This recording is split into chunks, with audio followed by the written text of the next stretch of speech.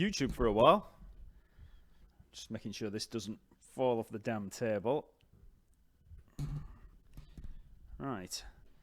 Here I am. So, nice to see everybody. Hopefully we're going to have a little bit of a decent turnout today. So, yeah, I'm going to, as you might have seen in the email that I've just sent out, I'm going to be... Hold on, this is loose as well. I don't want everything falling off. I'm going to be working through a new classical piece. Now, some of you might have been around a few years ago when I did the solfeggietto on the Facebook live stream. That was the one that sounded like this.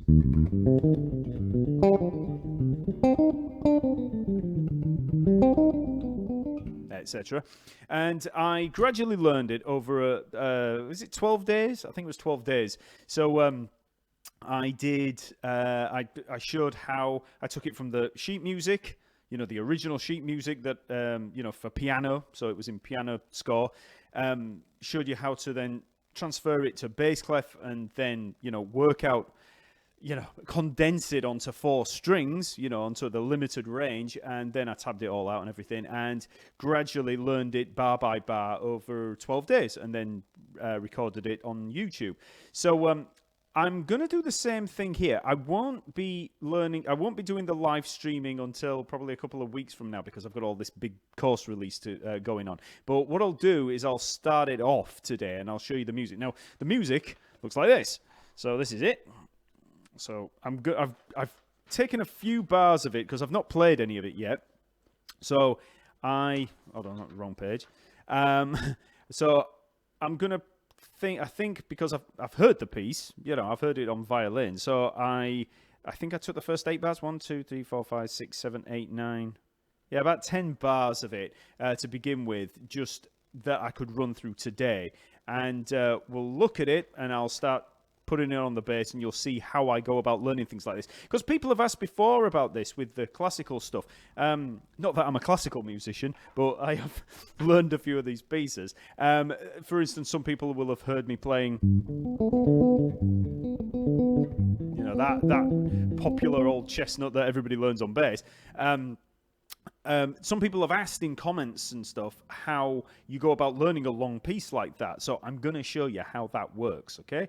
So I'll just wait for a few people to arrive. Now, I'm also going to... Now, you'll have to forgive me if I don't end up looking at the comments very often because I'm going to be, you know, balls deep in this. So I won't be answering many questions at first, but I'll then come around to them later on. So if there's any sort of major questions that you want to ask, then, you know, I'll be taking questions afterwards.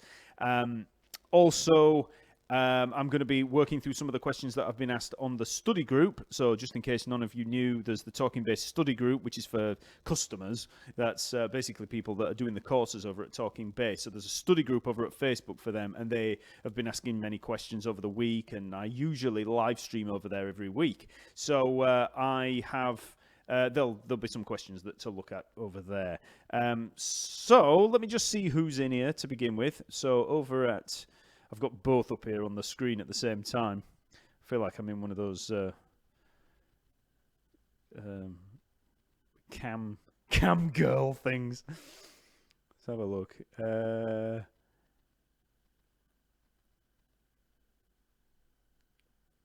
Hello, fellow talking bassist. Yeah, cool. Hi, Kai. Oh, man, it's hard to follow these when I've got it all divided up like this. Let me just bring that one down a bit. Hi, Donald. Hi, Oliver. I always like it when he's there, when Oliver's here in Monaco. Oh, is it raining? Oh, dear.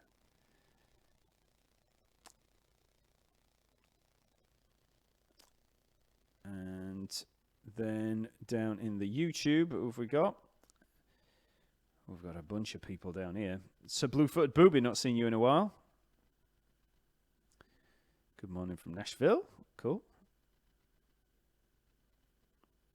Athens, Illinois. Whoa. Belgium, Kentucky. Hi, everybody. Cool. So we've got a few people in here now. I'm hoping my hands are going to be okay to learn this because it's a little bit cold in here, and I should have more than a t-shirt on, really. And to be honest, this bass, which is a great bass, I mean, it's lovely, but it's got a pretty fat neck on it because it's more based on a precision neck. So it's not exactly the perfect bass for learning a fast, widdly-diddly classical piece like this. So we'll see how I do. My hands are a bit... I've not warmed up or anything, so I've been recording the... well, I've done a little bit of playing. I've just been recording some more of the walking bass course. So I'll get into that in a second. Let's just see how many people we have got at YouTube. What's the damn thing? Yeah, I can't tell how many we've got it from here. Oh, yeah, I can. Oh, 114. Wow, that's pretty good. So, just before we get started on all this, remember, as I mentioned in the YouTube video that I released yesterday, I've finally, well, almost finally, got to the end of the walking bass course that I've been doing. People have been asking about this for ages, well, for years, and I keep saying I'm going to get round to it, and it's been about a year I've been developing this thing. So, it's the Simple Steps to Walking Bass. Nice title, I know. Simple Steps to Walking Bass. What do you think? So it's a walking bass course, and it'll be out December the 17th. Is it 17th? 7th. So December the 7th. So it's going to be out then. So it's about 63 lessons, so it's a big one. So 63 lessons. I've got a load of lesson material, tons of backing tracks, hundreds of backing tracks, actually. And it's in 3 modules, so I'm pretty proud of this one. It's a pretty good one. So that's going to be released. And if you're interested in any of the other Talking Bass courses, I've got a Black Friday sale on right now. So that's for the next week. So it started today, so go check out some of the courses. We've got slap bass. What else? Slap bass, sight reading, ear training, beginner bass, chord tone essentials, all of that stuff. So that's all there over at talkingbass.net. So yeah, go check it out. So I think we've got enough people in here now, so I'll have a bash. I'll just see if there's anybody moaning about anything at the moment, or any important things that I need to address before. Oh, hi Keith, Birmingham, UK. Oh, we've got a few Brits in today. That's different. How much is the walking bass going to be? Walking bass course going to be? It's I think we've got $79. So it's $79, and there'll be a discount of like 20% or whatever for the first 2 weeks or week or whatever I'm going to do. I'm yet to finalize it. I think it's going to be $79. It might be $89. It depends. There's a few things that I have to weigh up all the stuff to do with dollars and euros and pounds and all that kind of stuff. So I have to figure out the best price point for it. But yeah. You don't have to worry about any of that. You'll see when it comes out, but it's going to be roughly around that point. Is that bass finish iridescent, or is it just the lighting? Right, this bass has got 2 different colours. It's a special one that Martin made for me. It's blue and bronze. So if I get it in, right, you can see there it's kind of a navy blue, and then if I move it where is it? That way, you can see it's bronze or brass. So it. Depending on you can see there, we've kind of got this bronze kind of look here and blue there, but it depends on where you move it. So it's this really cool paint job that he's done on it. Like I say, it's got a fairly... Hold on, let me bring the camera down a bit. It's got a pretty fat neck. You can see there, I mean, that's my precision, and it's about the same. So it's more like playing a precision than, let's say, my Ibanez, which is just like a guitar. It's like, you can just play anything on it. So, yeah. So I will get into this piece. So, just like with Solfeggietto, I've got the sheet music. I just found... right, I'll describe this step by step, how I do this. So I'll generally just learn it from the sheet music, right? So I've got the sheet music here. Now, you might be thinking, how did Mark get the sheet music? So I could have bought it. I could have gone out and bought the sheet music. This is, by the way, for anybody that's just turned up, this is Bach's Violin Sonata in Violin Sonata number 1 in G minor. It's the Presto movement from it. So you can see it looks pretty scary, actually. It's like, lots of 16th notes. So what I do, generally, Like if I just want to learn something, if I'm just sat there bored one day and I think, I might learn such and such a piece. If I'm going to have to go buy the music, especially with classical stuff, most of it's you can just download it a lot of the time. So I'll go usually find like a Music XML file.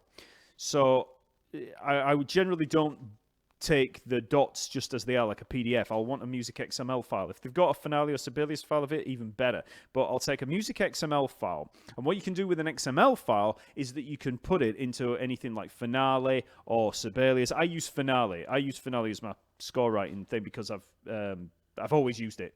I don't even think Sibelius was out when I first started writing. It was I learned to use it at music college.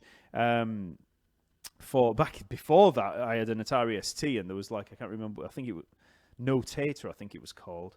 That might have been the predecessor to Sibelius. High CPU usage detected. Let me just get some of these things off in the background. I've got Photoshop running in the background. That was a bit of a bad idea. And I've got Finale in the background, which again is not a good idea. Let's get that off as well. Just getting rid of a few things. Hopefully that's better. Right, so am I moving okay? If anything goes down, I'll be sure to come back on. Right, so we've got Music XML file. So a Music XML file you can put into any of those, and it'll kind of transcribe it. It won't transcribe it. It just knows what the note durations are and all that stuff. So I'll put that into Finale, and then that gives me the sheet music in the package. So that way I can transpose it and do whatever I want with it. So this was in treble clef. So what I did is I put it into Finale, and then I just switched clefs to bass clef. And what happens is that when you do that, it just looks like ridiculous ledger lines. It's like about 12, 13 ledger lines high. So then I have to transpose it down, and I'll transpose it down about 3 or 4 octaves, or maybe two or 3 octaves.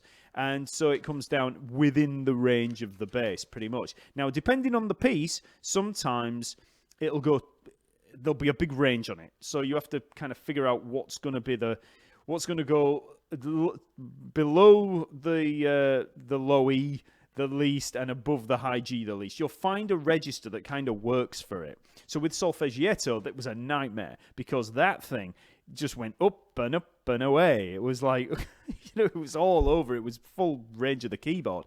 So with this, it's not too bad, because Violin doesn't have as big a range. So it's not too bad. I brought it down, and I think in the range that I've got it in, it doesn't actually go below the E. And it doesn't go above the high G either. So that's good.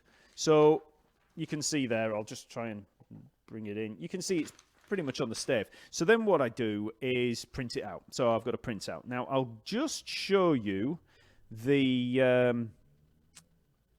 not that. This. I've put the first... What's that? E69. The first about 10, 11 bars. Hold on. Let me move me. So... yeah, so that's the first few bars of it. So what I'm going to do today is just show you what my process would be in terms of learning that. Because what I do is, instead of just trying to play through the whole thing, just reading it, that tends to be long-winded. It takes a long time, and you can sometimes lose faith in the process when you're just trying to read it, and it just goes on and on and on. So I'll break it down into a few bars, and I'll learn it one bar at a time, and I'll work on that one bar and focus, right? So I did that with Solfeggietto. So if you remember when I learned that, I just learned... So that was it for the first part. And then I learned the next arpeggio. I kind of broke it down, so I knew that I'd got this C minor arpeggio, with the passing note, then into the G arpeggio, and I showed how a knowledge of arpeggios and scales and things like that can really help, because if you've got familiarity of particular patterns and things, if you've already played something like this, it's a lot easier to learn another one. So if you've sat there and practiced your arpeggios, and you know that is a C minor arpeggio, and you know that is a G7 arpeggio, it's a familiar thing. So you're learning less stuff. So when I work up through that C minor, I don't have to think, okay, well, it's 11th fret E string, then the 8th fret, and then that. I'm not learning it by frets. I just know I know that pattern. Okay, so that can make things a lot easier. So what we'll do is we'll look at each bar as it goes. And I know there's no tab on here because I'm just looking at the sheet music. But eventually, once I've finished it, I will tab it out and you'll be able to learn it yourselves. So let's have a look at that first bar. So what I've got there is it starts on a high G. So first of all, I have to look at what's coming up as well, because I have to work out a position for that. So I've got a high G, which I could play here or here. So what I'm going to do is, because I can see it's going up a little bit after, I'll play at this G here. So I've got right up here at this 17th fret of the D string. So I've got G, then if I look at the key signature as well, it's in what looks like F major, but it actually, what is that? Oh, sorry, what am I talking about? F major. Yeah, it's in F major. It should actually be B flat. Have I got a load of... That key signature needs addressing. I just realised, because I know this piece is in G minor, but that's an F major, which would actually be D minor, but it's not. It's in G minor, so I need to add another flat. It needs to be a B, 2 flats in there. So anyway, you'd normally look at the key. I don't know why it's done that. The XML file must have had the wrong key signature embedded. Okay, so I'll change that. So we've got the G to the B. Okay, G, B flat, back to the G. Then we're down to the D. Then back to the G. So it's all happening in this area. Now, I'll let you in on one thing that I know that I'm going to do in this piece. Now, in solfeggiato, I picked everything. I made sure it was all articulated, so. But in this one, I'm going to try something a little bit different, because I know that this piece is going to be quicker than solfeggiato. It's a presto, so it's going to be fast. So what I'm going to do is I'm going to try and find as many legato articulations as I can in here. Or just ways of getting around, like, let's say, raking. Even if it's not articulations on the actual music, I'm going to try raking, and I'm going to try using open strings. I've already sort of had that thought in my head. So, as I'm coming down, now we've got...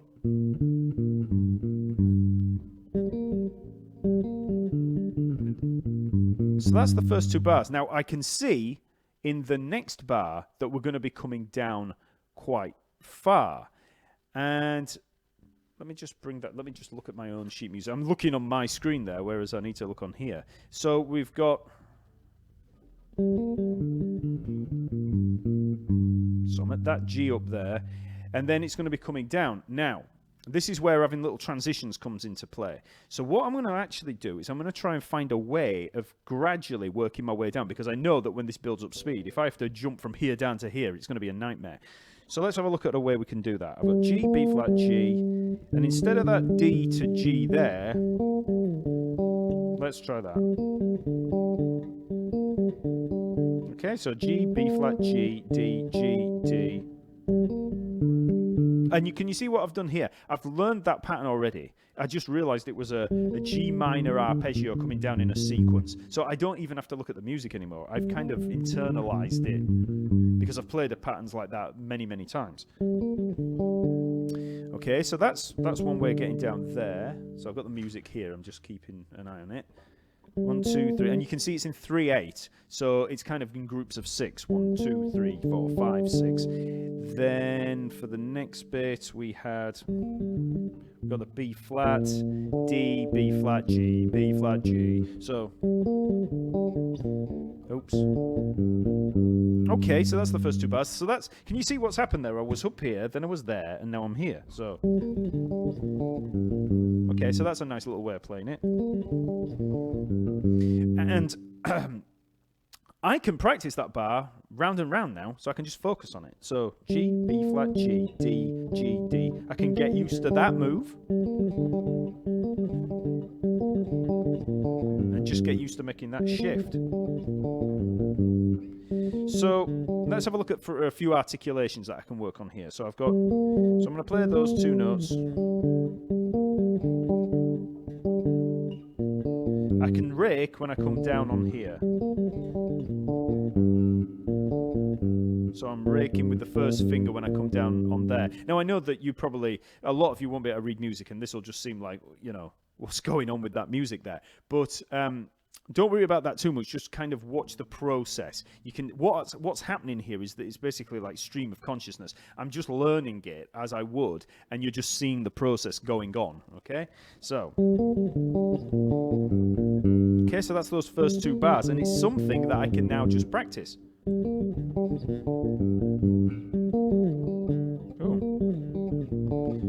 Well, now that sounds quite cool. You know how I said I was trying to do a little bit more legato kind of work? What I could actually do is play those 2 notes and then slide down to the D. And then actually just catch it there.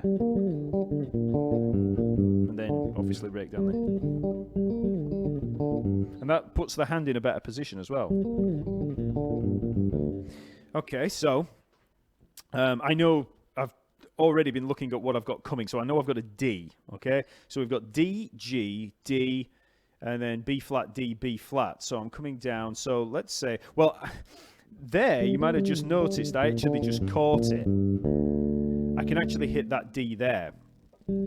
It's always worth when you're actually playing a phrase like this to actually look at the first few notes of the next one at least, so that you know what you're going to have coming in terms of the fingering. So I know I've got a D coming up. Open D I can use because, like I said, can you see in the 3rd bar how it's descending? It actually comes down to that B flat, and then on the 4th bar I'm actually down on a low G. So I've got to get all the way down to here. Let me see if I can. Down to there. So I've really got to find a way down there. Then open D, G, I could hammer on there. D, then B flat, D, B flat, that just writes itself, and then down to the G. Okay, so we've made the transition. See how that open D was really, really useful? I just used a hammer onto the G. And then I'm down to the G. So that's a full descent there.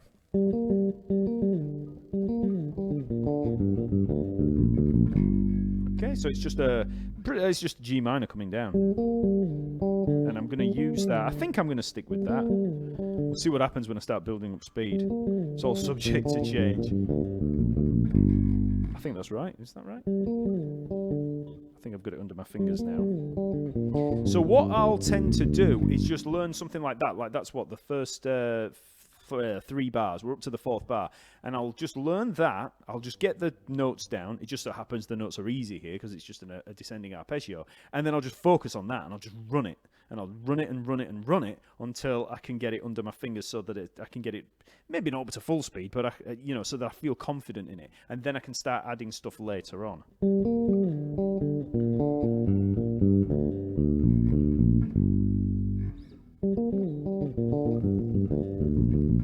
This is where having practiced your arpeggios and stuff like that comes in useful. So, I'll just keep running it. I think I will be able to get that up to speed eventually. I don't know what speed I'm going to take it.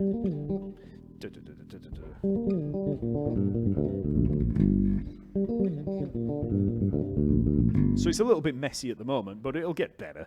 So what's next? So I've got that bit down. So then I'm coming up. So we're now on the 1, 2, 3, 4. Sorry, is that the 4th bar? So on that first one on the next line. So we've got G, B flat, D, G, B flat, D. So I'm just coming up the G minor arpeggio again up to the G.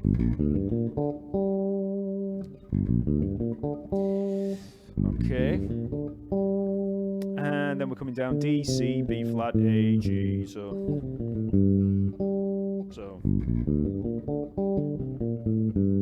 Okay, so that's the next 2 bars.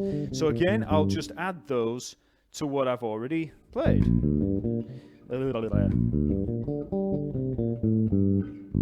That is right, isn't it? Yeah. See how fast you can get these things under your fingers if you know a lot of these patterns, you know, because there I'm just thinking upper G minor. I'm not thinking of anything else. I'm not thinking that fret, that fret, that fret. I'm not even thinking of the notes, even though I do know it's G, B flat, D, obviously. But I've played that so many times, that minor arpeggio, that it's just a case of go up the pattern that you know, and then I come down. A minor scale, I suppose. It's a minor arpeggio with a passing note of the fourth and the second in there, so don't worry about the terminology. It's just that you just think of that filling in the gaps. So now that's going to be pretty hard at high tempo, and I ain't Hadrian Thoreau, so I'm not going to be he can whip up these things like that, but okay, so we're moving into what looks like a D major, I think. So F sharp, D, F sharp, A, D, F sharp, up to the high A. Okay. Oh, then we've got a few chromatic note coming in, but ignore that for now. Let's just concentrate on this. So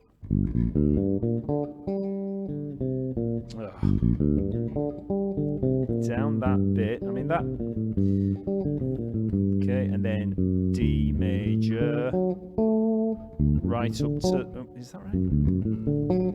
Yeah, up to the high A. So again, I've got another bar, so I'm kind of rushing this a little bit, but you see how this works. I would have probably stuck with, oops, that bit for a while. I mean, I think that's right.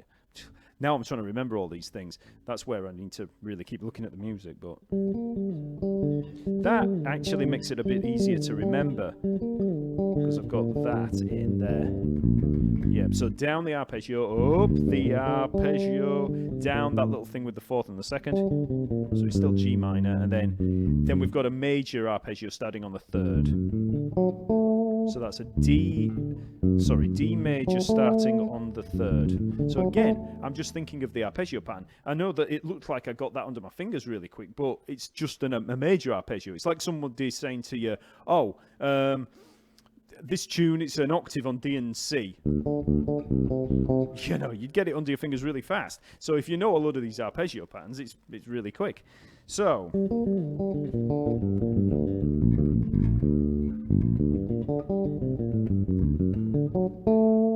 okay, so and I'll probably stick with that for quite a while.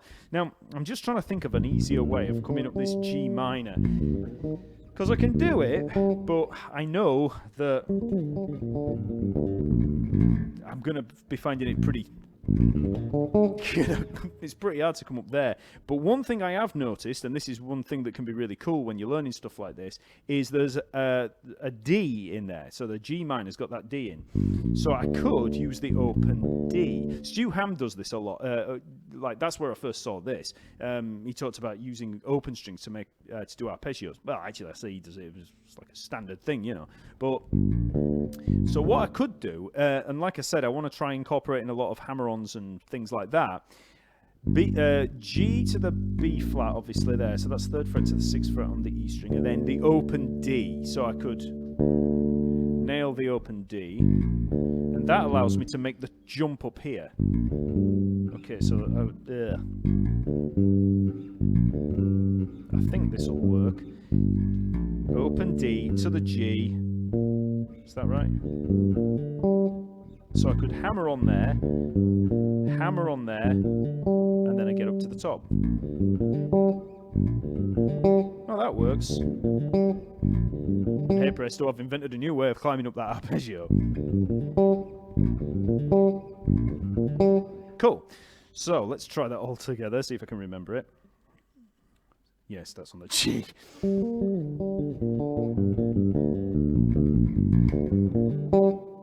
Cool, that worked. Down the G minor, up the G minor. What's next? D major to the A.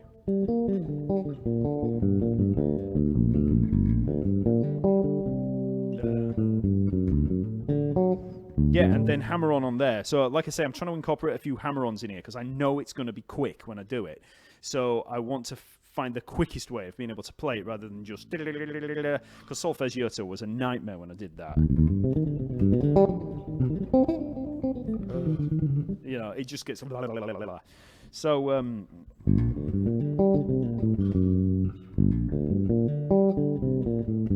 yeah, so I'm up here. Oh, I'll slide down there.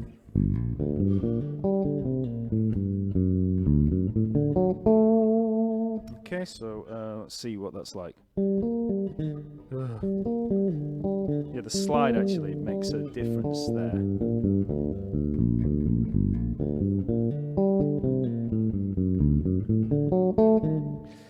Right, so we're on to this E flat that I was talking about. So we've got this, then down to this E flat that I've been worrying about, and then D, C, B flat, A, G. Okay, so we're coming down this G minor scale. So we've got up to the A, hit the E flat, which is actually not a chromatic note. This is where the key signature needs to be right, because the key signature, as I mentioned earlier, just in case you've just joined, is wrong. It should actually be two flats. It should be a B flat key signature because the piece is in G minor. I don't know why that was like that on the XML file, but so that E flat is just the sixth of the scale. So okay, so that's easy. So I can just come down the G minor. So get up to the A. So it's an E flat. So it says, does it say E flat? Yeah, it does. Right, so what was that? So up the D major, down to there, down the G minor. I could slide again. That sounds nice. Now, can I remember it? I'll read along. I'll sort of read along just to make sure. Yeah, I know that bit.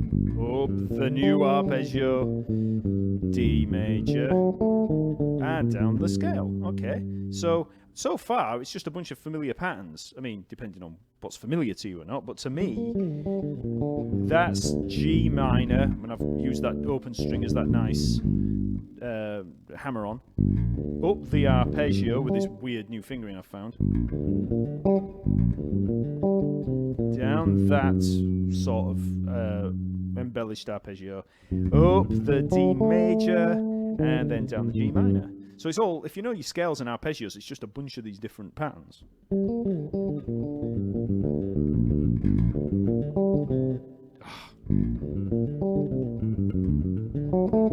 Got it, I think. Right. That's actually harder than it looks. That bit, the bit that's catching me out is the descent on that rake in there.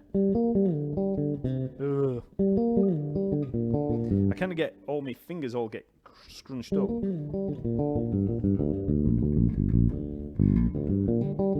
That bit's easy to remember because it's so odd because of this open string. Oops. And then I'm just thinking of a G minor starting on the second finger. So. Oops. Okay.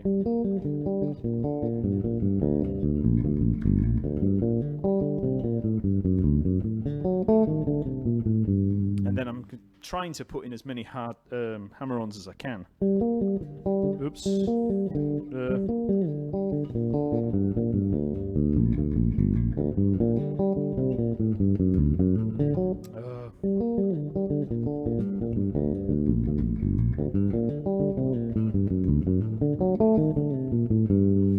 It's whether it sounds too slippery and slidey with those hammer-ons and slides. I can't really tell.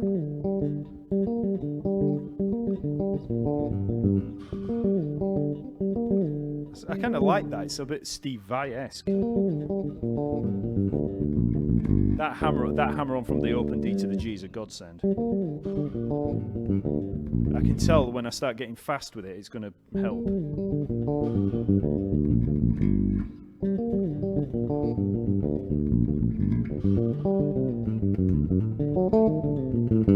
Okay, so that's it so far. What else we got?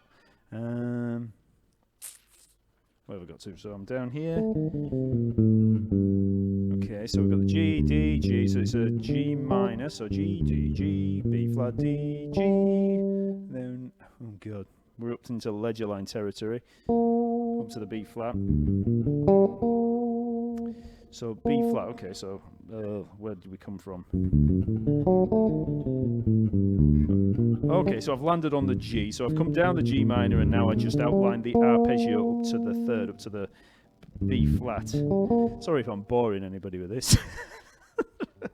It's like watching through a window while somebody's practicing.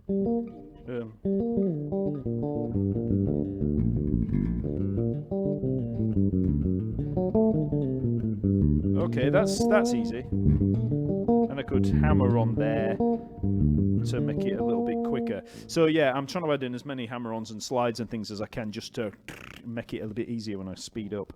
And you'll notice I keep playing it from the same place.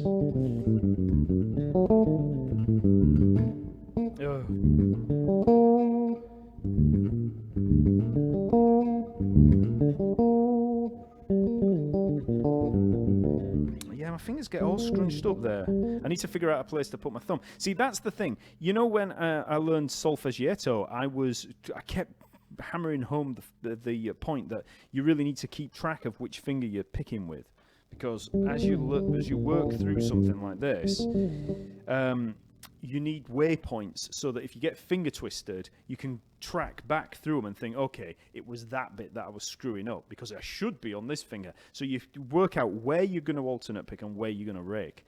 I mean, if I'm just playing a basic old pop rock riff or something, then it's fine, but when you're learning these classical tunes, it's a nightmare. So oops. And also where your thumb's going to be. You want to know where your thumb's going to be, whether it's on the pickup, whether it's going to be on the next string. You want consistency when you're doing them, in my opinion. You know, everybody's different, aren't they? I'm starting to get a dead leg here.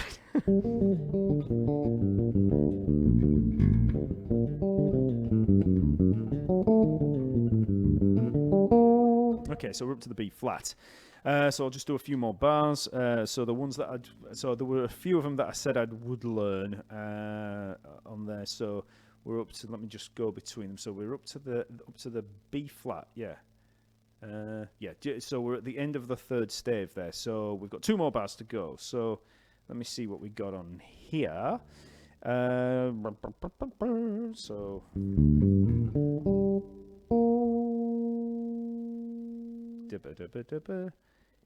G, E flat, sorry. So we're coming down a C minor arpeggio. Then A, F, D, B flat, D, F. Okay. How do they work? That's just basic C minor. Yeah, that's a B flat major 7.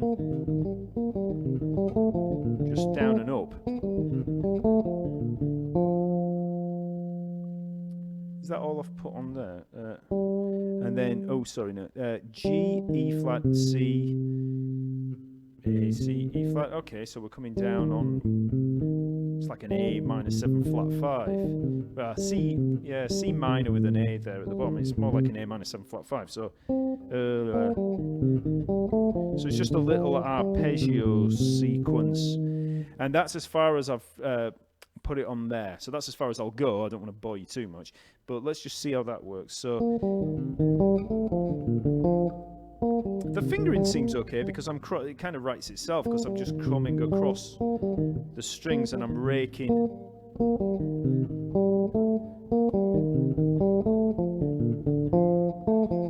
And I'm just thinking of the arpeggios. I'm thinking of a C major, and then I'm thinking of a B flat major, and then a A minor 7 flat 5. But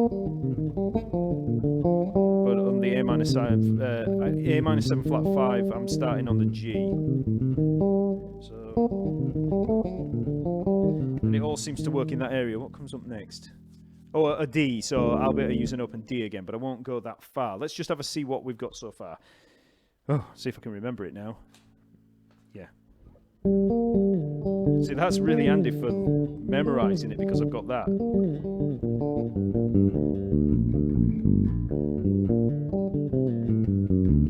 bit's easy. And now that was interesting. I just played a pull-off, so I could actually use pull-offs here. Yeah, that sounds cool. I mean, I need to get it under my fingers. It's a bit rough at the moment.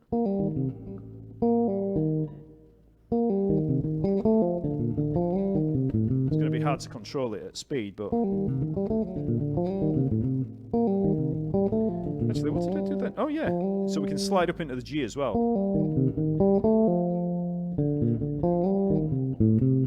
Yeah. Oops. So this is going to be quite tricky to control, like I say, at high speed. I'm trying to cut down on the muting because I don't want that ringing out. I mean, it's just simple arpeggio patterns, really. But I like that slide up into there. That sounds quite nice. I mean, that makes a good exercise in itself. And then down to a D. Right, okay. So I'll leave it there. So I'll just try playing through what we've got so far. So we've got...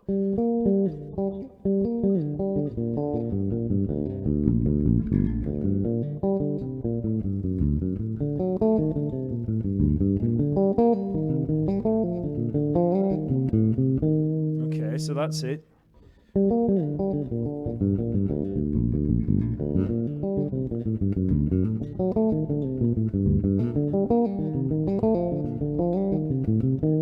Okay, so that's getting into it. I mean, it looks like a lot to learn, but really, I'm just looking at arpeggio patterns. And I know I've kind of rushed through it for the sake of this.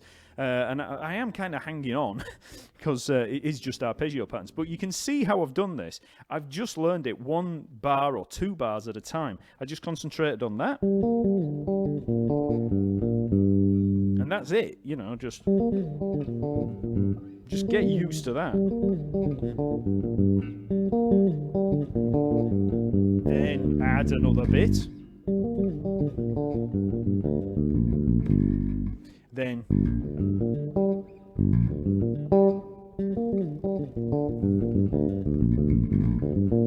and of course you can spend quite a bit of time just concentrating on getting the fingering right for it and all the moves, you know, taking them in isolation, getting used to that. You know, it's a little bit of an odd fingering pattern I've worked out for that, but we've got that G to B flat, hammer on, open D string, G up here, B flat, hammer onto the D, and then hitting that top G. And this is how you come up with a lot of these little weird kind of alternative fingerings for things, because you know, you've got a bunch of notes to play, and you just spread them out however works best. Then that's easy, just coming up, and we've got that nice slide in there. And so I might concentrate just on that bit. Then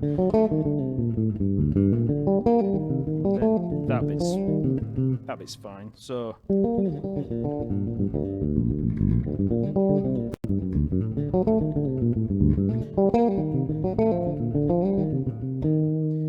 Wow, so that's that's okay. I'm playing it too quick at the moment. You can tell it's all sloppy and a mess. Like there, that needs to be more accurate. That slide, that's not good enough. Slow it, so that's when you slow it down.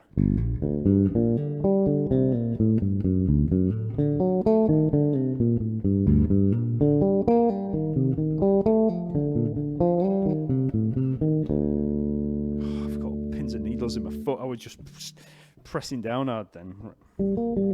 So slowly. See, that's scratchy. When you slow it down, you can tell what you've got wrong.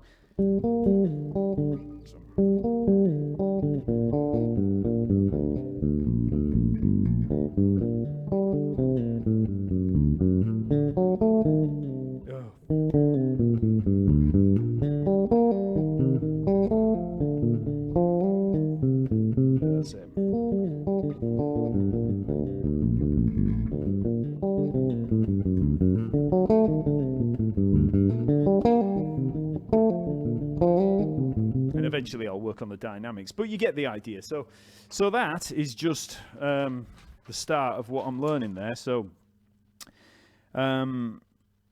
yeah, so what I'm probably going to do is I'll wait till I've got this walking bass course out, because that's going to be next 2 weeks. I'm going to be flat out trying to get all that finished, and everything, all the lesson material up and everything. So I'm going to do that, and then I might try doing a week of learning it, just like with solfeggiato. It only took 12 days to learn solfeggiato. I mean, I'm not saying this is only take 12 days. I mean, there's a fair bit in there, but it might be quite. I mean, I don't know if you lot like watching me do these things. I mean, it seems could be quite boring for you just sat there watching me try and learn this, but it's I think that it can occasionally be quite useful. When you're when you're wondering how to learn this kind of stuff. I think the solfeggiato one. I mean, people kept turning up for it. I mean, how many people we got now in here? So we've got 118. Watching on YouTube, we've got 14 on the study group, but that's fair few people that haven't turned off yet, getting bored out of the brains watching me learn this. But yeah, so the whole let me just bring that off. So at the end of the day, with this, it's a case of I got the music as a music XML file, I transferred it into Finale. I took it down, I switched the clef, so it was bass clef. I dropped it down 2 or 3 octaves so that it fit in a sort of middling register, so that, I tried to get it as close to being on the fretboard as I could, and then I just started learning it 1 bar at a time. I mean, some of those bars I sort of learned 2 bars at a time. I mean, it's only a small bar. It's in 3/8, so, you've only got 3/8 worth, or 16th notes worth of music to learn for each bar, so you can get through a bar pretty quick. I mean, 1 bar that's it. So I was actually learning 2 bars at a time. But another key part of this is, you might have noticed that some of these patterns I was getting under my fingers pretty quick, especially when I started and I was just in that area. And it's just because it's just an arpeggio. If you know your arpeggios and your scales really well, this stuff's not easy, but it's a lot easier to memorize because it's familiar stuff. It's familiar patterns. You think, oh, I go up that, I come down that. You're thinking of one thing as opposed to a bunch of notes. If you're thinking that fret to that fret to that fret, or or even notes, thinking G, B flat, D, G, B flat, that G, that B flat. If you already know the arpeggio just as a simple pattern that you've played hundreds of thousands of times, then when you come to play something like this and you recognize it, it's just a case of, right, okay, down that G minor, up that D major, and then down that G major scale. G minor scale, G minor arpeggio there, down the G minor, up the G minor, it's all G minor. Down the G minor scale, sort of up the D major, down the G minor, up the G minor, C minor, B flat major 7, A minor 7 flat 5 starting on the G. So it's really, if you know all of that stuff, then it's not too hard. Right, so that's enough of that rubbish. So I'll be around for about another 20 minutes or so. So I'll quickly see what comments we've got going on in here. So in the study group, I'll just look at the study group quickly because there's less people in there. How much is yep, done that. Hi Alan, hi Alexander, Todd. Is the walking bass course included in the All Access Pass? Yes, it will be. But you won't be able to download anything. So you won't be able to download the tracks. You won't be able to download the sheet music or anything like that, the lesson material or the videos. You'll just be able to stream it. So all of the lesson material is embedded under the videos. So you'll be able to access it that way. So you see it, but you just won't be able to download it. That's the upside to buying a course. If you buy a course, you can download everything, okay? But if you do all access, it's all streamed because you keep it for the duration of your membership or subscription. Can you explain the difference between All Access Pass and buying the course? Oh, I've just done that. I kind of forget why I wanted to buy the courses instead of all access, but think it had to do with ease of playing along because everything is right there if you buy the course. That's right. Hi, Sarah. Hi, Keith. Hi, Mike. Hi, Dave. Hi, Mark. Don't worry, I'll get to the YouTube ones in a second.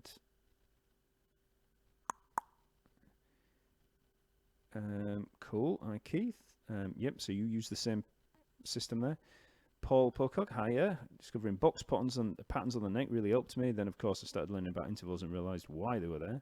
Yep. Mark Sams, hiya. When you have to learn a song with a very simple bass line, I'm doing Days by the Kinks. How do you go about making the bass on the song more interesting? If I was covering it, most of the time I'll try playing it note for note. So I won't try making it more interesting. But if you do want to make it more interesting, and let's say you're just working through like a chord progression, so you're thinking, okay, well, it's on C major, and then it moves to F major, and then it moves to G major. Well, I mean, you've got to be tasteful with it, but that's where using your knowledge of chord tones, as in the notes of the chord, because that's actually what the bass line is usually made of, and then using using those to actually adding them in there to get a bit more interest, or adding notes of the scale, like passing notes and things like that. You don't have to get overly technical, like thinking auxiliary notes and passing notes, but you work around the chord tones. That's your framework. Check out Chord Tone Essentials course. That tells you exactly how to do all what you're asking there. You learn all the chord tones and then the non-chord tones, and then you start applying it, which is what I do in the third module of the Chord Tone Essentials course. Right, so back to the YouTube. I'll tell you what I'm going to do, because it's going to go on too long, this, if I start going through all the study group stuff. So, to all the study group members that are watching in the study group, what I'm going to do is do another live stream, possibly tomorrow, possibly later on this week, and I will go through all the questions that are there in the study group.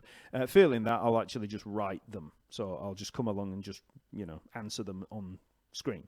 But I'll try and get another live stream in just for the study group, because otherwise I'm going to be trying to get onto Facebook and then look through all the questions and then try and bring them up, and it's tough, especially when YouTube's just hammering me with all the other comments.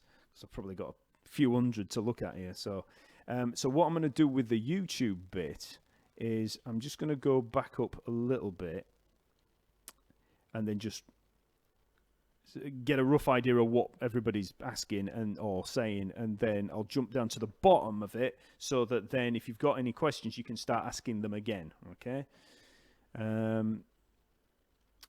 So reading music is a great jump forward. Yep, it is. Jamplay.com is worth it, as you'll learn a ton of music theory. Okay. What, on Jamplay? I've not actually been onto Jamplay.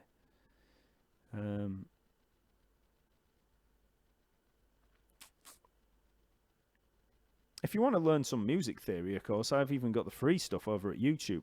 If you've ever looked at the Music Theory for Bass series that I did on, which you can see on Talkingbass, actually, if you go to the lesson map and just have a look there. I started this, the YouTube channel originally. The first few episodes I did were basically laying out the, over here in England, I don't know if it's the same in America, but we have music theory grades. So you have a grading system. So it's like grade 1, grade 2, up to grade 8. And pretty much everything from grade 1 up to about grade 5, I think, is the general stuff that you do. Past that, it gets a bit more classical, compositionally. But for the first 5 grades, pretty much, it's all just scales and learning about intervals and all the stuff that you would generally think of as music theory. And so that probably about the first 10, 12 lessons that I ever did were basically to teach bass players how to get through those music theory grades. So I pretty much go over all the music theory that you're going to want to do, you're getting a basic foundation in music theory. So basically intervals, which are your building blocks, then move and everything to do with that, including inversions of intervals and all that stuff. Then into chord construction, so going into tertian harmony, as in triads followed by 7th chords, extensions, 9th, 11th, 13th, altered extensions, flat 9 sharp, 9 sharp, 11, flat 13, added note chords, 6, add 9, 6, 9, and then suspended chords as well, and then inversions. so slash chords, C over E, blah, blah, blah. And so I go through all of that in there. So if you're looking for any music theory, I do have all of that, and it's all right there for free. So check that out. But if you want to go beyond that, the Chord Tone Essentials one is the one that I put out there, and that covers everything to do with chord construction and how to apply that knowledge. Because I talk about it in the free lessons. I talk about what the theory of it, the nuts and bolts. But then in the Chord Tone Essentials, I go way beyond all that. So I show how you learn all that all over the neck, and then how you apply it in bass lines and whatever. I think the styles I use a soul kind of style, I use a rock style, a reggae style, and soul, reggae, and jazz. So I show how to do walking bass lines a little bit in there. So that's that. I'm losing my voice again. What is that bass? It's an Enfield bass. It's an Enfield Lionheart. Again, I showed all this at the beginning of the lesson, but it's... I said the lesson. It's not a lesson, is it? But it's got this great finish where it's blue and brass.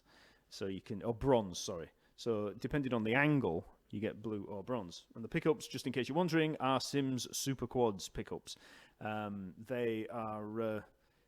you switch between them to give you different configurations. So red is split coil, green is single coil, blue is dual coil. Like a Think Music Man humbucker. Yeah.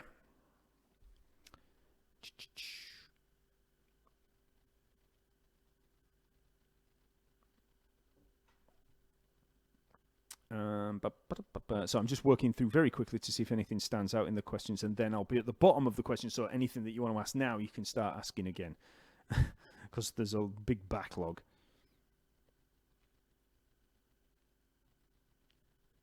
Classical composers don't use rest by the looks of it.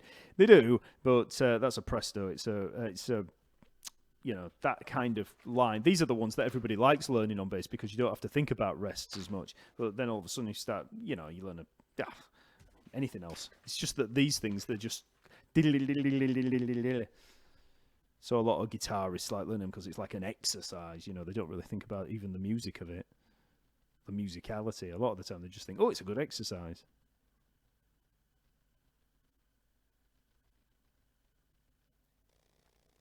I'm enjoying watching you struggle. It proves that you're human after all. Well, that's why I did it on the solfeggiato one, because if you remember right on that one, when I started out, I was like, I got the beginning bit, and I thought, okay, I've got this C minor. And then, of course, I had to jump up because it really didn't fit on the bass. So I ended up, let's see if I can remember it. I came up.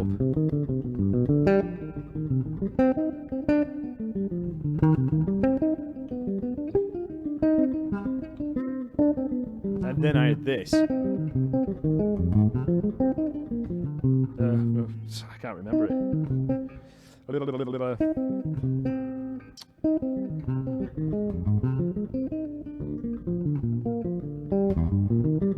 tell I've not played it in a while.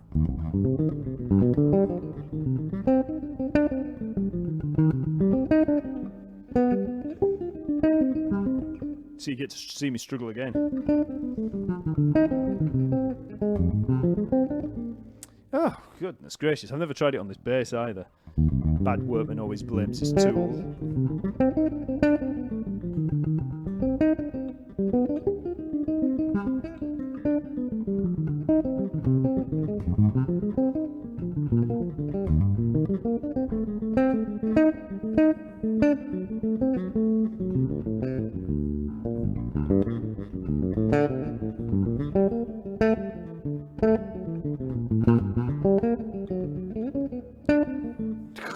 I need to go through that again. I need to learn it again. I've not played it in ages. I think the last time I played it was on a live stream.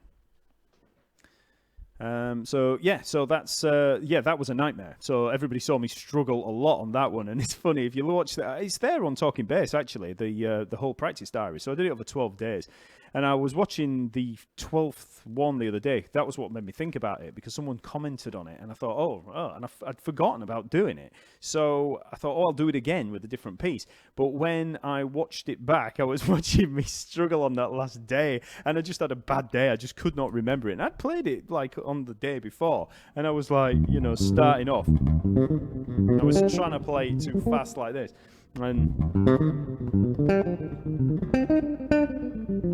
then scuffing it as soon as I get up to the top. But it is hard to play on this bass actually because the neck's so fat. Like I say, it's a precision neck, and it's just like playing it on a precision. On my Ibanez, it's like blah, blah, blah. I'd probably, I probably wouldn't have forgot it on that. He says.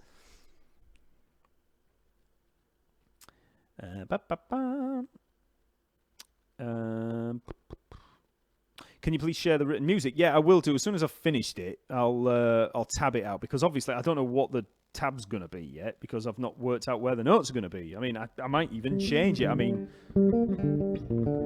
that's what we've got so far. But originally I was coming up with the G like that. That 2-octave G. But then I decided to... Oops. Yeah, hammer on and then the open string. So, that's subject to change and I might change it again. It all depends on what comes up after, Obviously, I've been trying to play it way too fast as well. It sounds messy. The neck does not look large. Is it thick? Looks like the neck of an Ibanez. No, not at all. It's a lot thicker. That's an 82 precision, and it's definitely as thick as that, if not thicker. It's a proper beast of a neck on this. I think Martin said he'd based it around. He'd actually based it around Norman Watt Roy's. I think they'd actually measured it out. I think he'd actually talked to Norman Watt Roy about it. So it's like based on his old 1960 something precision neck. I don't know why he did that, but if you're here, Martin, if you're hanging around, because I know he watches these sometimes, then it'd be nice to hear whether I'm right with that. He did mention it was Norman Watt Roy. So anyway, just to the people that are in the study group, I am on both at the moment. I'm on YouTube and in the study group. So just in case you think I'm ignoring you all, I'm not. I'm just looking at both of them. I'm going out live on both at the moment. And also, I'm going to go over all the questions that we had in the study group, either in another live stream tomorrow or sometime over the week. Let me just go back up again. So I'm getting down to the bottom here.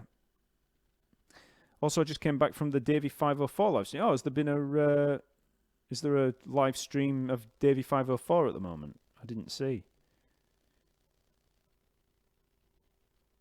I think man needs to upstage Davey 504 on live streaming, playing 4 seasons non-stop until he hits 200,000 or until Adrian Farrow notices him.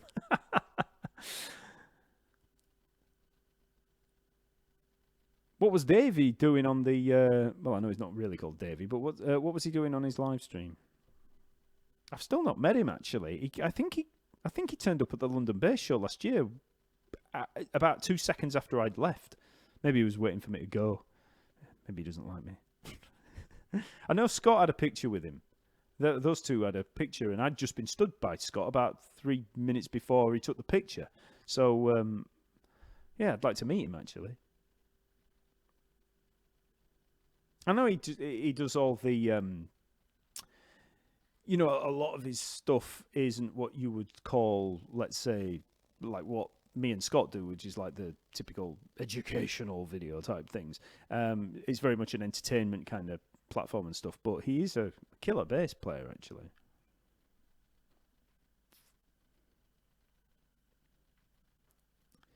Mark, watch video in intervals. What, me?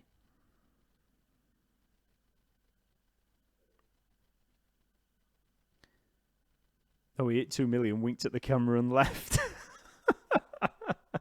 I see, so he was waiting to hit his 2 million subscribers. Right, I get it. I only watched Mark and Scott on YouTube so far. Well, don't just stick to us. I mean, there's plenty of us doing it all. Doing this. Ed, slight reading course. You say start out at 80 beats per minute and work up in increments of 10. How many beats per minute would you recommend work up before moving on to the next lesson? Oh, don't worry about that. Just go through it at 80. You can still move on to the next lesson. You don't have to stay at that. I mean, just use it as a practice, and then just all of those things can just act as supplements, supplementary kind of material, when you increase speed over a period of time. So, just do it at 80. If you feel like you're getting comfortable with it, move on to the next lesson. Don't just, stay there waiting to get up to 300 beats per minute. what will happen is that, and I think this happens with a lot of people, they go through the lessons and eventually they get to the end and, they skip through everything. They don't even bother hanging around on the exercises. And there's no, they've paid to do the course, so there's nothing wrong with that. So they get through to the end and then go back over it and then start, then they know kind of the journey that they're going to be going on. So they know where they're going to be heading. So they just start and go up in small increments again. I think that's what people do. That's what I'd have done. I wouldn't have been waiting around. I'd have just gone through them all. I've got no patience. As you saw with me learning that damn piece.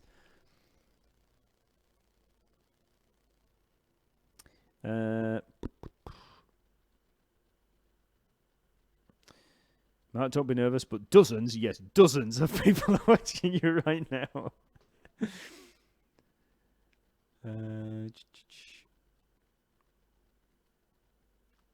Novice bass says U-bass works for me. Well, I've got a U-bass right there.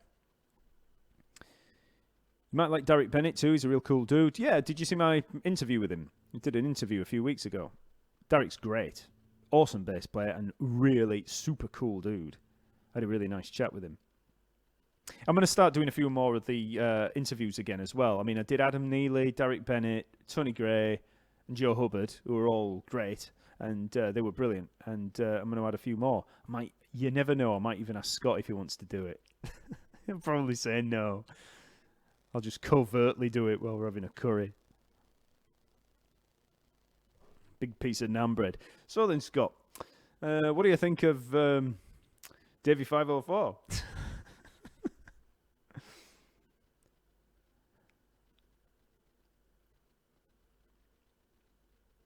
Slapping till hit 2 million viewers. Yep.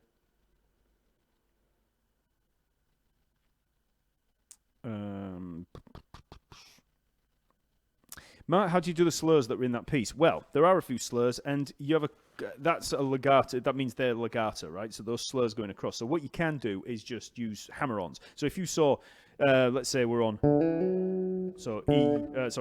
D, E, F sharp, right?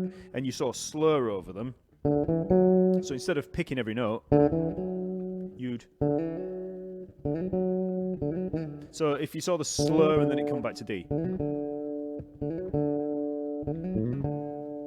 That kind of thing. So I just use hammer-ons as opposed to. Can you hear how different it is? So if I pick,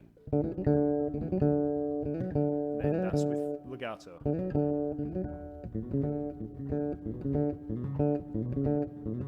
So there's two different ways of doing it, and the slurs you'd use legato.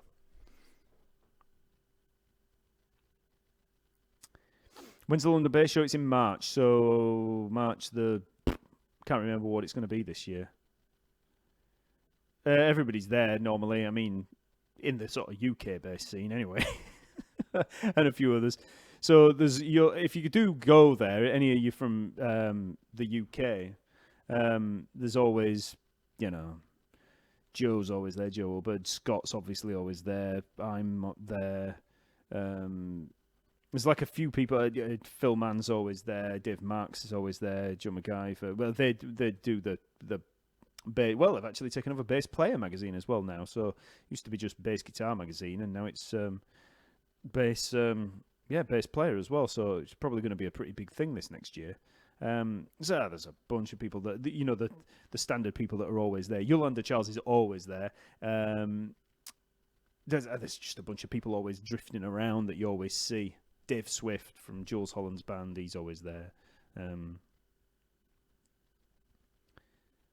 love to see an interview with Scott, yeah. Interview with Victor Wooten, that would be great. I mean, I'm laughing about that interview with Scott. I probably will ask him, actually, at some point.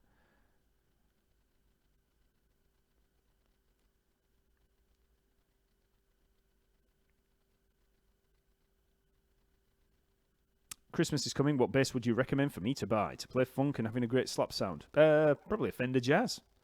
Because they, you've got a very diverse tone on a Fender Jazz, and it's the standard thing that everybody does. They get a Fender Jazz and turn up both pickups up full, and there you go. There's this slap sound. But I mean, you can play it on precision. I mean, it makes no difference. It really doesn't. Like, you'll just have a different kind of sound on a precision. Like if you're playing normal, like I've got this currently set to more of a Fender Jazz kind of thing. So, oh God, take that off. You can hear it's got that. It's got more of a. Let me make sure that I'm on the right pickup here. Yeah.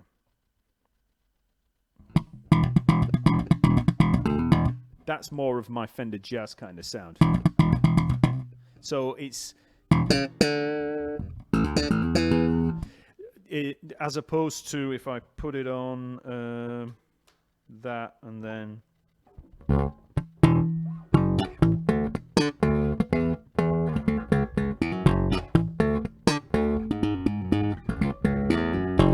That's more precision. So I've got it on the.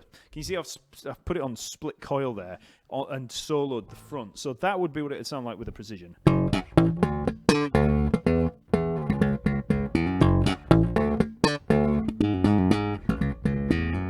And then back to jazz pickups.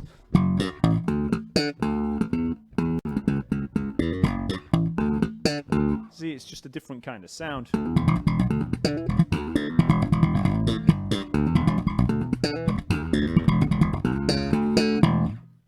So, you know. And if you want that kind of... hold on, let me get to the other pickup. Actually, that sounds a bit rough. You know, that kind of sound. Hold on, that just sounds a bit ropey, doesn't it? So... Ooh, too much bass on that one. You know, that kind of ticka jacko kind of thing. That's more back pickup on the jazz.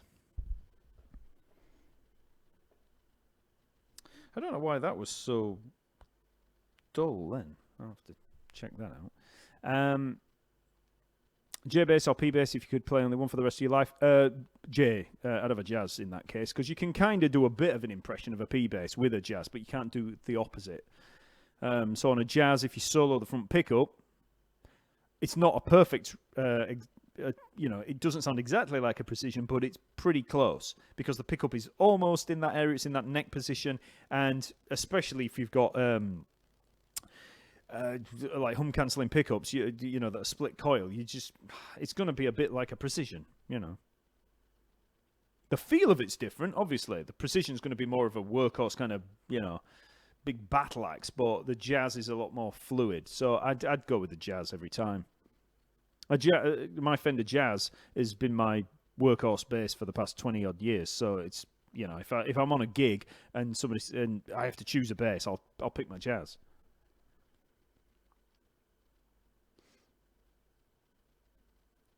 When you buy a course and get access to the study group, is it actually possible to get help, for instance, on slapping? I imagine there would be difficulty in learning it without a live teacher. Yeah. I've been trying to encourage people in the study group to just, you know, send videos in and do everything, because I will answer things in there. And every week I do a live stream sort of answering questions about stuff, you know, pertaining to the courses.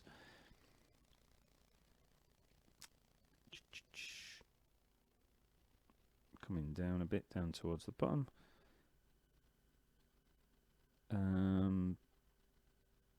Right, so I'm right down at the bottom here. So, what do you think of a P bass with flat wounds? I'll tell you.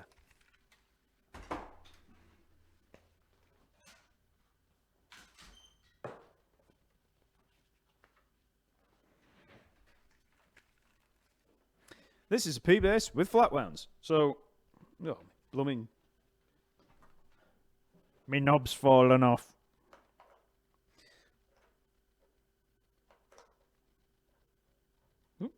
Hope if I plugged it in.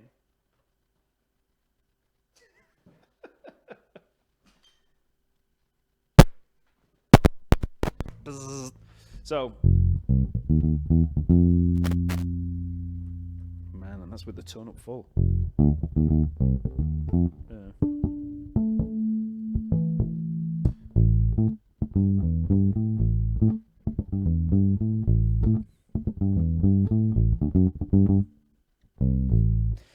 So that's a P bass with flat wounds. So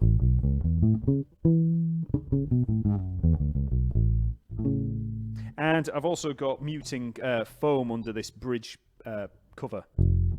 So it just sounds so...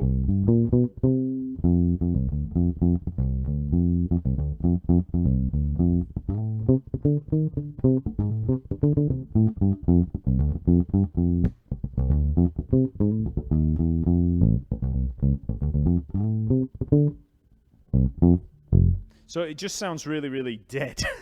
But that's what you want when you've got this kind of thing.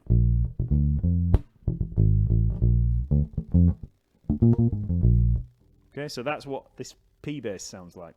So, I mean, I'm hoping you can all hear that, but I've got the tone. The tone's right up as well, believe it or not. And it just sounds so dead. Can't play that on it.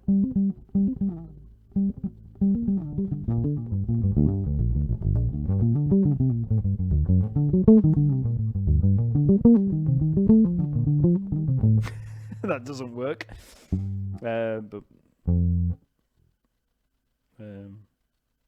yeah, so it's just got a very, you can hear there with the flats, it's got a really smooth sound.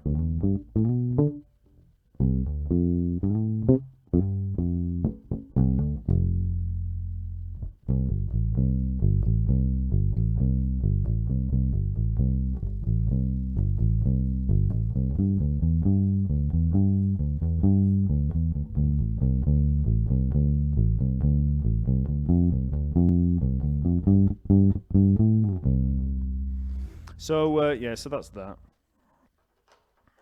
Let me move back. It's so dead. But I love it.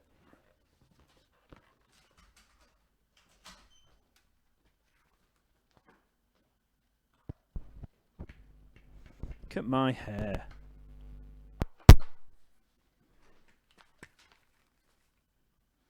And back.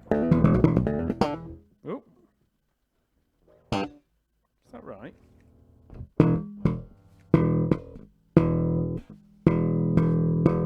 Getting weird sounds from somewhere.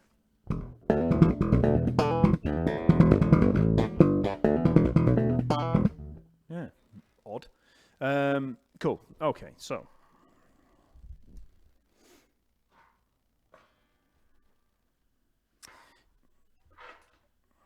What's this? New here, what's the study group? That's the Facebook study group. So it's a closed group for people that have purchased courses and stuff, or that's on the All Access Pass. So you can sign in there, and then there's like, I'm there often, sort of. So if you've got any questions, it's like a support group for all the courses, but you can ask any question you want in there. Basically a forum, a Talkingbass forum.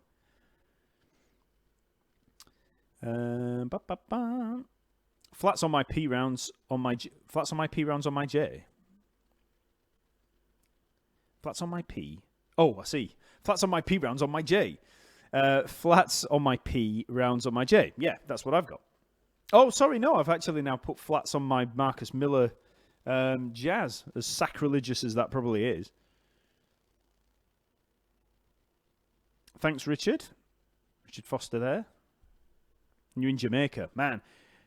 Well, I was just about to say, I'd like to be in Jamaica right now, but actually, what's the date? We're in November. Oh, we're actually into the decent season now. I spent so much of the early 2000s in the Caribbean doing the gig that I used to have, and it was, I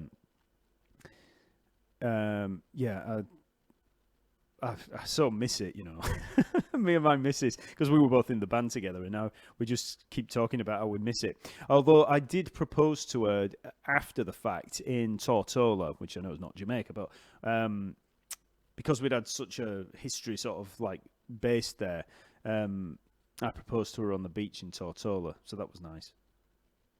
And you might be thinking, where's his wedding ring? Well, because I lost weight, the damn thing's too big now. So when I moved my hand, it flicked off. So she freaked out. She was like, "You're not done." So we've put it away, and I'm gonna get it remeasured and redone because my fingers are thinner.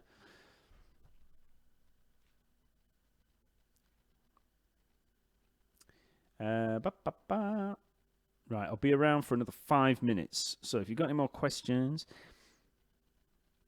I thought you were about to play Band on the Run. Slapping is one of those things that sounds cool when others play it, but never got into it myself. I'm more into two-handed tapping. Cool. I don't do tapping so much now. I used to spend so long sat there playing tapping pieces and working out everything I could in tapped. But yeah, I just don't do it anymore. Hi Mark, I finally caught a live video. I'm in Washington DC. I've been a member of Talkingbass for almost a year. I've learned so much from you. I was just on the site last night, site reading. Nice one.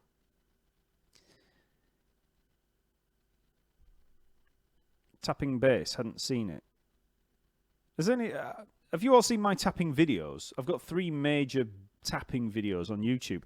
You know, I always think that everybody that's on these things, you know, that all the people that watch my videos have seen all the other videos, but there's about 290 videos now. And, you know, before I started wearing black, not before I started, yeah, but before I started wearing black all the time. I've got like a bunch of them on different things, and I actually avoid covering some topics because I've already done them. So like tapping, you don't see me do, because I've already done like a really in-depth set of lessons on tapping. So if you've not seen any tapping, then check that out. I think in the first one I did all the... Let me put that on so we get a bit of a move. So I did more of the... You know, like all the Billy Sheehan kind of thing. You know, all that kind of jazz. And then there was the... all that kind of pianistic thing. Let me take that off. You know, that kind of thing. Blah, blah, blah, blah, blah. And then the one after that, I do like chords where you're taking, you know... oops.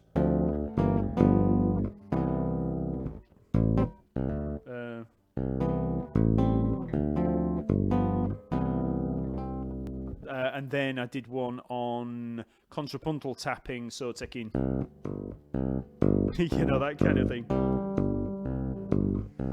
you know, etc. So yeah, I did a load of that. And so if you've not seen any of that, then I've got 3. Just put bass tapping. Put tapping on bass into YouTube, or tapping on bass lessons, and there'll be 3 videos that come up. Or go to talkingbass.net, go to the music, the lesson map, and go to tapping, and they're all there. But like I say, I don't do it as much. I don't do it anymore. But you can work up through scales really fast. Oops. See, it's well sloppy at the moment. But I used to be a lot better at it when I was a kid. That's all I used to do. I was a Billy Sheehan nut. So, you know, I'd be sat there learning, addicted to that rush, you know. I used to sit there just playing that over and over again, just seeing how long I could do that for. And, you know, yeah. But I don't have the strength in the hands anymore to be able to, you know, to really whip it out. But like it used to be a lot. I used to have much stronger hands. Well, my hands are probably stronger now, but stronger hands for that. You know, and the calluses, your calluses on there get really, really hard when you're practicing. You know, there's the typical, you know, eruption. You know, all that kind of thing. But Billy Sheehan, when he does it, he tends to sort of go backwards and forwards like that. Oops. You know, round and round. And like I say, you can use it for just coming up like scales and, I mean, anything that you can do with both hands, obviously. But I can't remember any of the pieces. I used to learn so many of these pieces. Can't even do it now.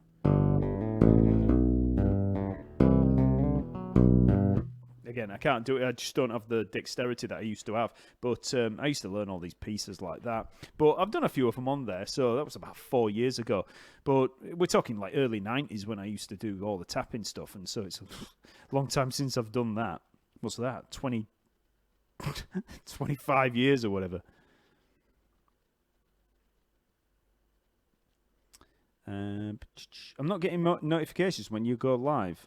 I tell you what, for all of you that are on YouTube, it's worth knowing that you have to hit that little bell graphic on the screen. There should be a little bell thing below the video or whatever, and that is how you get notifications about things going live and all the new lessons and everything. So make sure that even if you're subscribed, then you click that button. Hey Mark, how do you actually string skip? Do you ever skip with your index finger, like for example octaves? And should I pick a plucking style and stick to it? No, I try everything. But like, what you're meaning is starting on the second finger and then playing that with the first. I used to practice doing that a lot. Now I know it feels odd when you're used to 1-2, but doing it the other way around helps when you're learning other things, so that you don't get finger twisted. Because if you get so much into the only one way of doing anything, you're kind of a slave to your own technique then. So that if it lands on that finger and you're not expecting it, and let's say you're improvising or whatever, you don't want to be thinking, oh, well, I can't do that because that finger's going to be wrong. You know, you have to get used to that. One good way of doing that is by playing threes across strings. So if you play something like, just muting across the strings and playing one and alternating 1 2 1. Just going across 1 2 1 2 1 2 1 2 1 2 1 2. Just to get used to that alternating pattern. Leading with the other finger,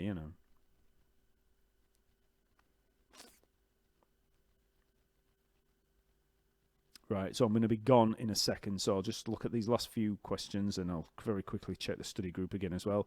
Everyone hit that notification bell. Yeah, check out the notification bell. And for any channels that you watch regularly, check out that notification bell. Right, and very quickly, just before the end, study group, let's see what we got. Evan Brooks, hi. Geezer Butler, now he's retired. That's a lovely sound. Lars, cheers. Wonder if Matt still has the phone under his bridge cover. Yes, I do. Basic slapping. Now, Matt, please, and plucking strings at the same time. Right.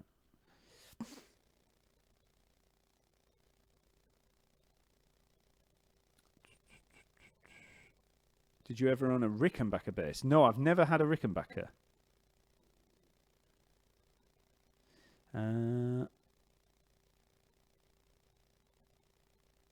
I hit the bell, but do not have a notice that you were live. That's surprising. That. Yeah, I'll have to check it and see what the deal is with that. It's like any of the things the people that I watch that might live stream, like I always watch Joe Rogan's podcast, the Joe Rogan Experience, and every day when that's going live, it pops up on my thing. So, yeah, surprised.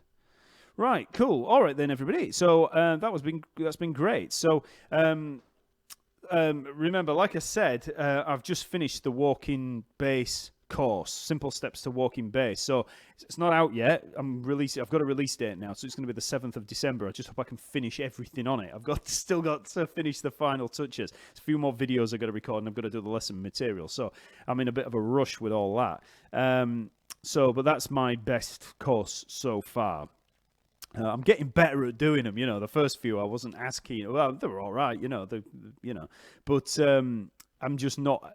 I think I'm getting better at doing them, so I'm really proud of this one. It's a real good one. So so that's going to be 7th of December, and then and also we've got the Black Friday, the Black Friday sale that I've got going on for this next week. So that's until the end of next week. So that's live right now. So if any of you are wanting to get any of the other courses, if you're wanting to learn how to slap or chord tone essentials, that teaches you about arpeggios all over the neck, which helps with,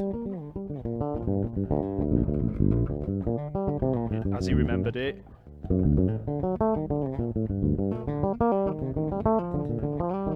Oh, just. So, so that helps with that. Basic fundamentals, that's got everything, including bass setups and all that kind of stuff. And what else? ear training. There's an ear training course. There's a bunch of courses.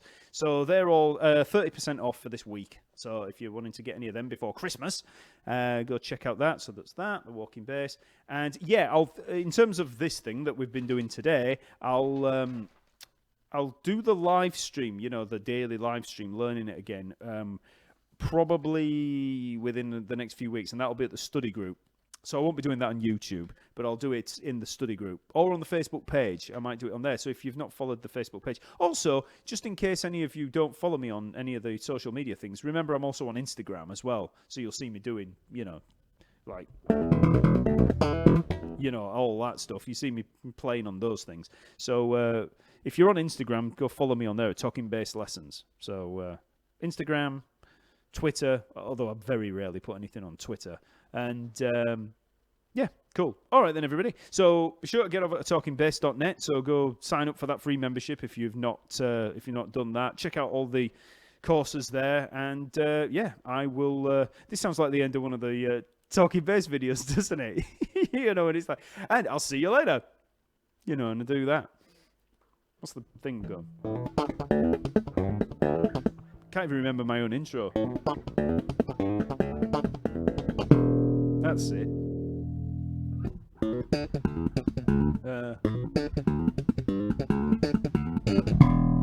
There we go. Talking bass. Right, cool. All right then, everybody. So I'll be back around next week, and I'll be doing all the other live stream stuff this coming week, probably. And yeah, nice to see you all.